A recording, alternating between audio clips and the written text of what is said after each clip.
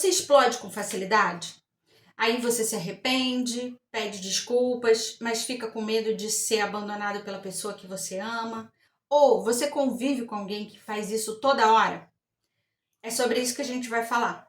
Vamos ver algumas estratégias que a psicologia sistêmica pode te oferecer para que você lide melhor com esse tipo de situação e tenha um relacionamento mais leve, mais feliz, ok? Se você não conhece ainda esse canal, seja bem-vindo, seja bem-vinda. Eu sou Carla Nascimento, psicóloga, mestre em psicologia do desenvolvimento humano. Eu sou especializada em transtorno narcisista, transtorno borderline e seus relacionamentos. E aqui você vai encontrar um montão de informação sobre esse assunto. Se inscreve e depois dá uma olhada lá nas minhas playlists que você vai encontrar possivelmente alguma resposta para alguma coisa que está te incomodando nesse momento sobre relacionamentos. Eu sou terapeuta individual, terapeuta de casal também. Aqui na minha descrição do vídeo já tem os meus contatos e tem também uma inscrição que você pode fazer para uma sessão experimental gratuita, onde você vai ver como é fazer terapia comigo e eu também vou te ajudar a responder algumas perguntas sobre a sua vida, sobre o momento que você está vivendo e como avançar de uma forma melhor, mais leve. Bom, vamos lá, vamos falar um pouco sobre essas situações em que as pessoas explodem, não conseguem se controlar, falam coisas que não devem. Bom, o que leva alguém a explodir? Geralmente é um gatilho emocional. O que é um gatilho? É quando alguém faz alguma coisa que remete a um outro momento da vida em que aquela pessoa ela não tinha voz, ela não podia se expressar, ela não podia falar o que ela queria, nem reagir como ela queria. Então, essa criança, né, sentia muito medo ou raiva e não podia reagir. Agora que essa pessoa é adulta, toda vez que ela está numa situação em que aquilo vem, aquele sentimento vem, o que ela faz? Explode. E o outro, explode, que não está muito acostumado com aquilo, leva um susto e não entende o que foi que essa pessoa, o que aconteceu, o que foi que eu fiz de errado. Bom, o que a gente tem que ter consciência quando a gente se casa com alguém? Que a gente não está casando só com aquela pessoa, a gente está casando com todo um sistema familiar que vem junto. E olha, vem gente pra caramba, vem ancestrais, vem o bisavô, vem o avô, vem o pai, vem os irmãos, vem todo mundo. Ah, Carla, mas eu não gosto muito da família dele e eu acho que ele é diferente, por isso que eu casei com ele. Eu não quero nem saber quem é a família dele. É, mas você vai ter que saber, porque tudo que ele é faz parte dessa família. Tudo que ele não é também faz parte. E quando a gente entende melhor a família, a gente entende melhor a pessoa. Então, é muito importante, sim, quando você está no relacionamento, você conhecer a família, você interagir com essa família e você entender o significado dessa família para essa pessoa. E até assim, quando você está se relacionando com alguém que não gosta da família, que não se relaciona bem com essa família, isso é um dado importante, porque tudo que a gente tenta evitar ao máximo, a gente acaba mergulhando naquilo ali. Depois eu vou explicar melhor sobre isso, mas é sempre assim. Então, a gente precisa sim levar em consideração a família da pessoa com quem a gente está se relacionando e saber que a gente chega num relacionamento também com a nossa família na retaguarda. Tudo que a gente faz, os nossos gatilhos, todo mundo tem gatilhos emocionais. Os nossos gatilhos também, que muitas vezes o outro não sabe, não conhece, não está acostumado. Então, quais são os passos que a gente tem que dar para melhorar essa situação, para evitar esses gatilhos, para que o outro também, e também a gente tenha mais autocontrole para evitar explodir caso o outro acione algum gatilho nosso. Primeiro, desenvolver uma consciência emocional. O que é isso, consciência emocional? É eu ter a consciência do que eu estou sentindo, é eu entrar em contato com aquele sentimento e falar, opa, eu tô com muita raiva agora dessa pessoa, porque ela falou uma coisa que eu não gosto de ouvir, eu já ouvi isso antes eu tô me sentindo desmerecido, desvalorizado, invalidado. A gente tem que aprender também a falar os sentimentos. Tem gente que só fala assim, eu fiquei ansioso. A pessoa falou, eu fiquei com raiva. Não, a gente tem que falar realmente qual foi o sentimento que aquilo gerou. Isso é autoconsciência emocional. E o outro, ele precisa se acostumar a ouvir também essas emoções que a gente recebe, que a gente entra em contato quando ele fala alguma coisa, quando ela fala alguma coisa para você.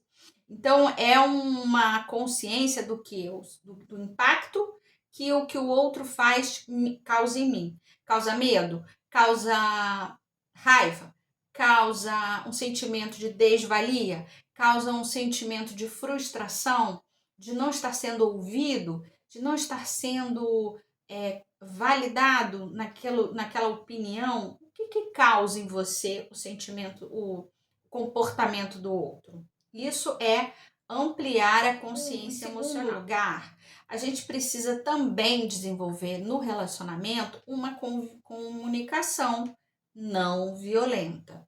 A comunicação não violenta é eu me basear mais em fatos do que no comportamento do outro, no caráter do outro, eu não falar tanto no caráter do outro, eu falar mais nas atitudes do outro que estão impactando em mim negativamente, eu conseguir ter mais empatia, quer dizer, o outro, por exemplo, vou dar um exemplo. O marido trabalhou o dia inteiro, chega em casa, a esposa está com um problema e quer conversar sobre aquele problema. Aí ele chegou, ele bota o pé em casa, ela já começa, blá, blá, blá, blá, blá, blá. O que acontece? Falta de empatia. Ele ainda nem chegou em casa direito, ele ainda está com os problemas do trabalho na cabeça e ela não conseguiu criar um ambiente de mais tranquilidade para conversar um assunto difícil. Então, o que acontece? Acúmulo de emoções negativas, ele já chega em casa e se sente num ambiente hostil, explosão, pode explodir com muita facilidade. Então, empatia é uma forma de você evitar conflitos, é uma forma de você trazer uma comunicação mais tranquila com aquela pessoa que você convive.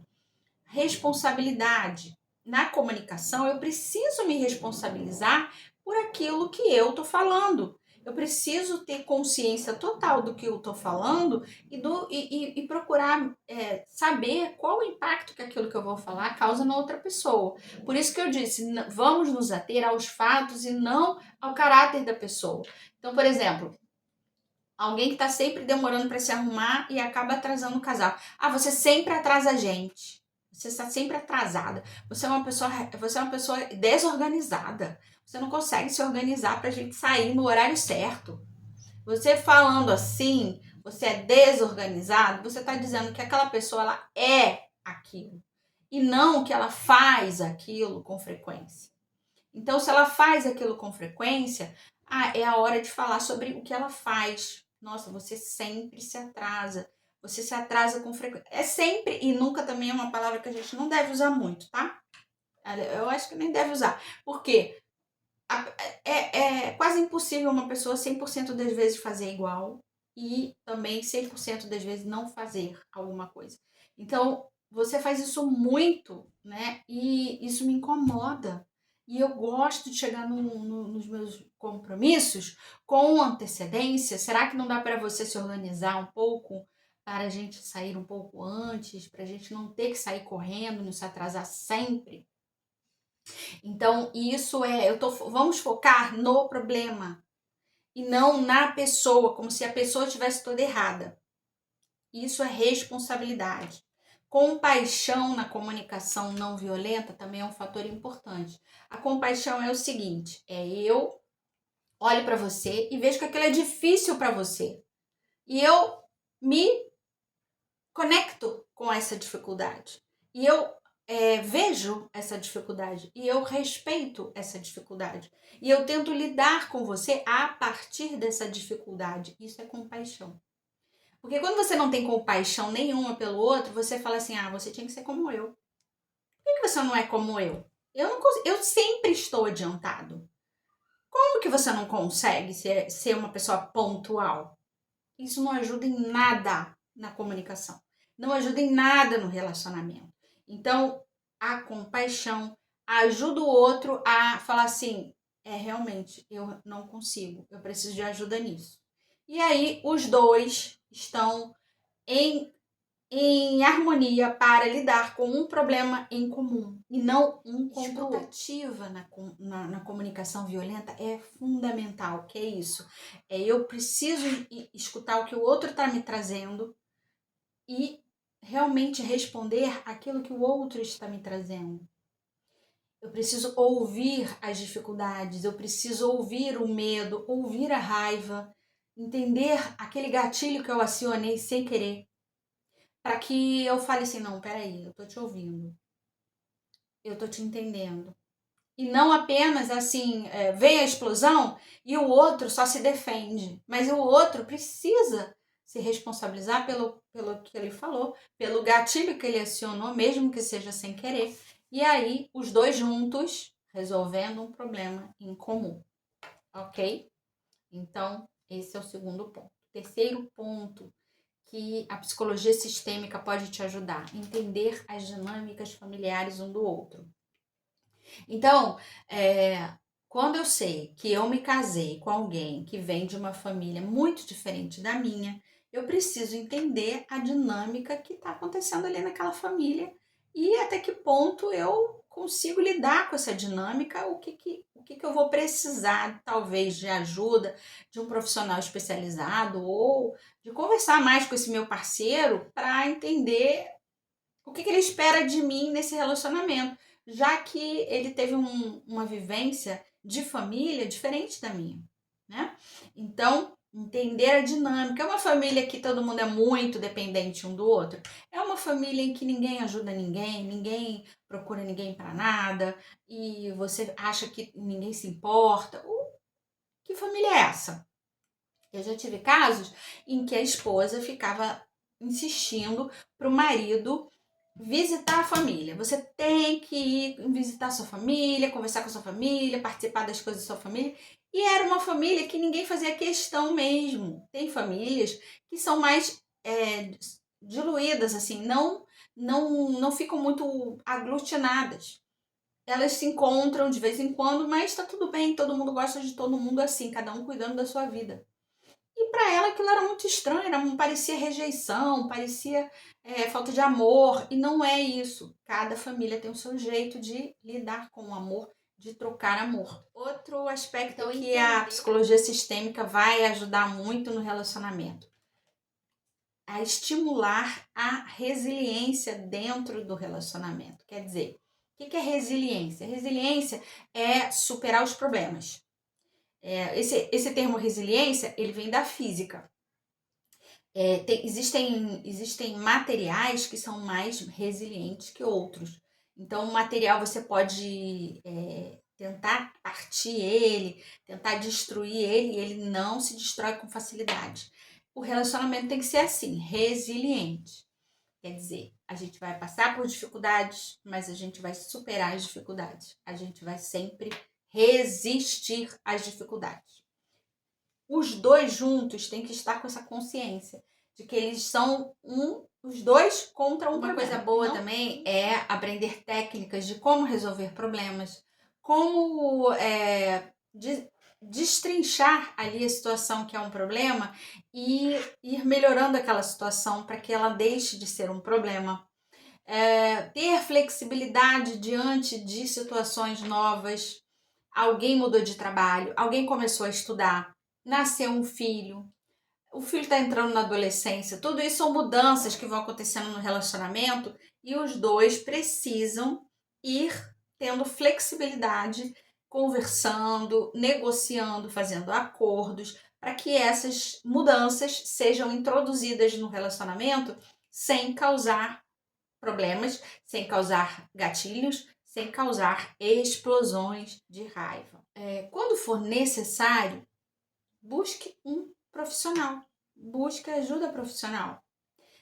O psicólogo sistêmico, ele vai ajudar vocês a fazer todos esses passos aí que eu falei, desenvolver uma comunicação não violenta, entender as dinâmicas familiares, ajudar vocês a desenvolver a resiliência no relacionamento, ajudar vocês também a ter mais autoconsciência das dinâmicas emocionais, dos sentimentos que atravessam a relação.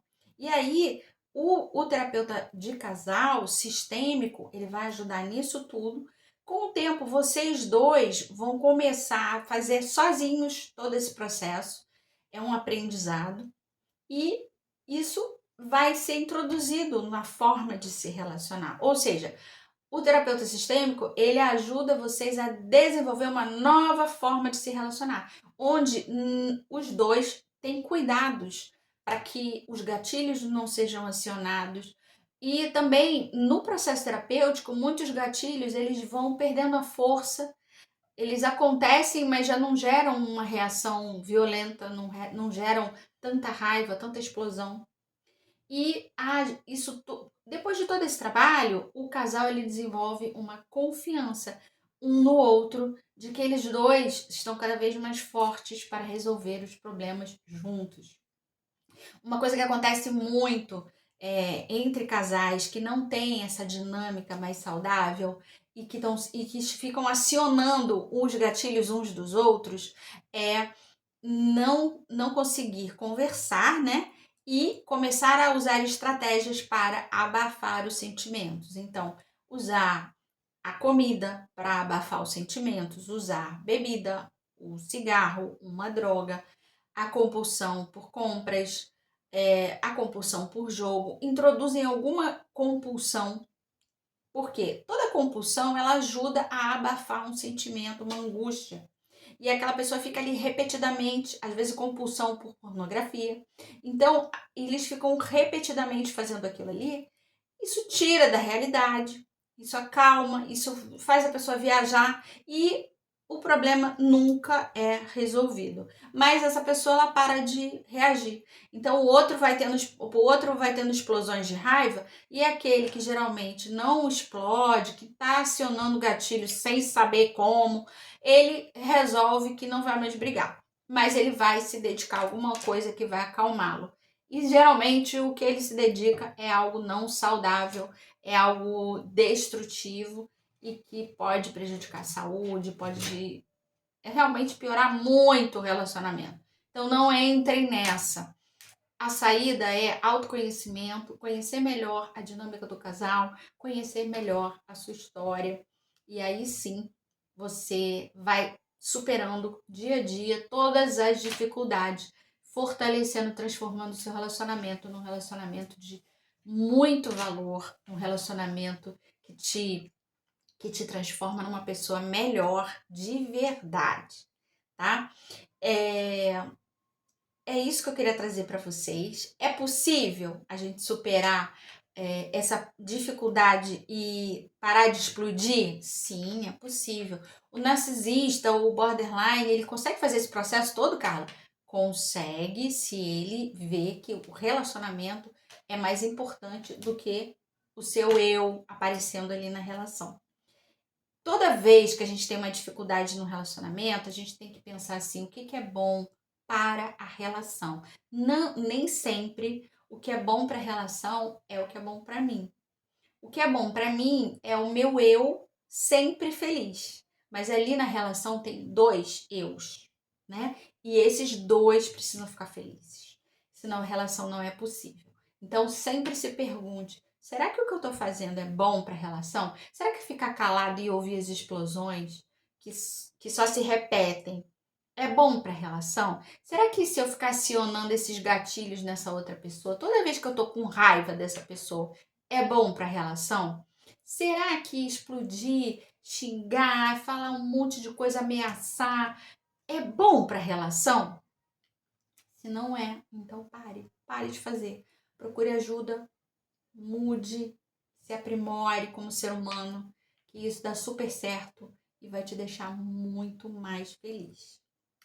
Se você gostou desse conteúdo, já sabe o que tem que fazer, né? Clicar aqui no coraçãozinho ou no joinha compartilhar, comenta aqui se você já usou alguma dessas estratégias de comunicação não violenta, de procurar conhecer melhor suas emoções para poder se relacionar melhor. Fala para mim aqui se você já conhecia, se você já usou alguma vez, se você já tentou, se já fez terapia e funcionou, que eu gosto de saber. E deixa também sugestões para outros vídeos que tenham a ver com narcisismo, borderline, casamento, que eu vou gravar para vocês com certeza. Até o próximo vídeo.